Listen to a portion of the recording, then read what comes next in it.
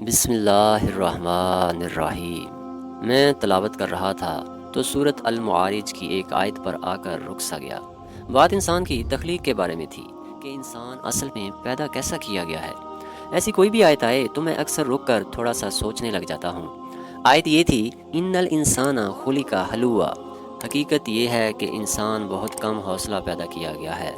میں نے انگریزی میں ترجمہ دیکھا تو ہلوعا کا مطلب اینکشس لکھا تھا۔ اب اینکشس کا مطلب اردو میں سمجھوں تو یہی لگتا ہے کہ ایک ایسا انسان جس میں بے چینی، تشویش یا بے صبری سی ہو۔ بہرحال میں نے کم ہمت پر ہی اکتفا کر لیا اور اسے بے صبری کے معنوں میں ہی لے لیا۔ اگلی آیت کچھ اور بھی معنی خیز تھی، اذا مسہ الشر جزوعا۔ جب اسے کوئی تکلیف پہنچتی ہے تو بہت گھبرا جاتا ہے۔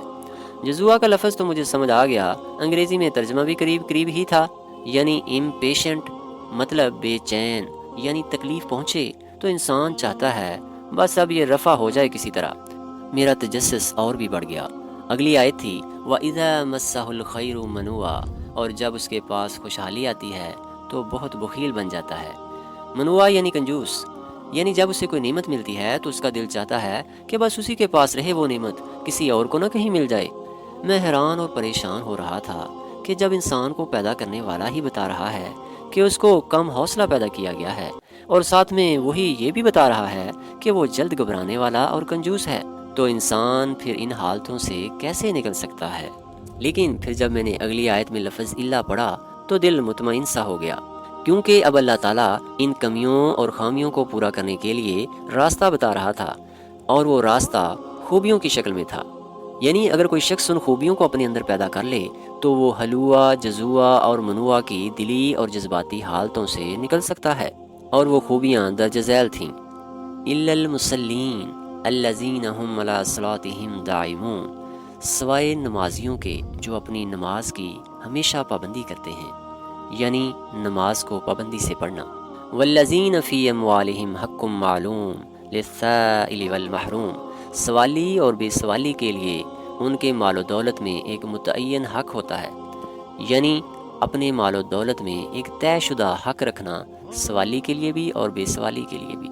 والذین یصدقون بیوم الدین۔ اور جو روز جزا کو برحق مانتے ہیں، یعنی آخرت کے دن پر یقین رکھنا۔ والذین هم من عذاب ربهم مشفقون۔ اور جو اپنے پروردگار کے عذاب سے سہمے رہتے ہیں، یعنی اللہ تعالیٰ کے عذاب سے ڈرتے رہنا۔ والذین هم لفروجهم حافظون۔ اور جو اپنی شرمگاہوں کی حفاظت کرتے ہیں، یعنی اپنی شرمگاہوں کی حفاظت کرنا۔ الا علی ازواجہم او ما ملکت ایمانہم فانہم غیر ملومین۔ سوائے اپنی بیویوں اور ان باندیوں کے جو ان کی ملکیت میں آ چکی ہوں، کیونکہ ایسے لوگوں پر کوئی ملامت نہیں ہے، یعنی سوائے بیویوں کے۔ والذین هم لاماناتہم وعہدہم راعون۔ اور جو اپنی امانتوں اور وعدوں کا پاس رکھنے والے ہیں، یعنی اپنی امانتوں اور وعدوں کا پاس رکھنا۔ والذین هم بشہاداتہم قائمون۔ اور جو اپنی گواہیاں ٹھیک ٹھیک دینے والے ہیں، یعنی اپنی گواہیوں کو ٹھیک دینا اور ان پر قائم رہنا۔ والذین هم علی صلاتہم یحافظون۔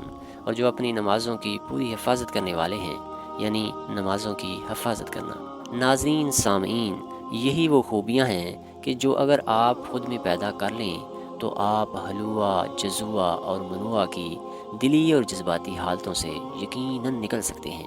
اللہ تعالیٰ آپ کا حامی و ناصر ہو۔ اگر ویڈیو پسند آئے تو لائک، کمنٹ، شیئر اور سبسکرائب کریں تاکہ دوسروں کا بھلا اور ہماری حوصلہ افزائی ہو سکے۔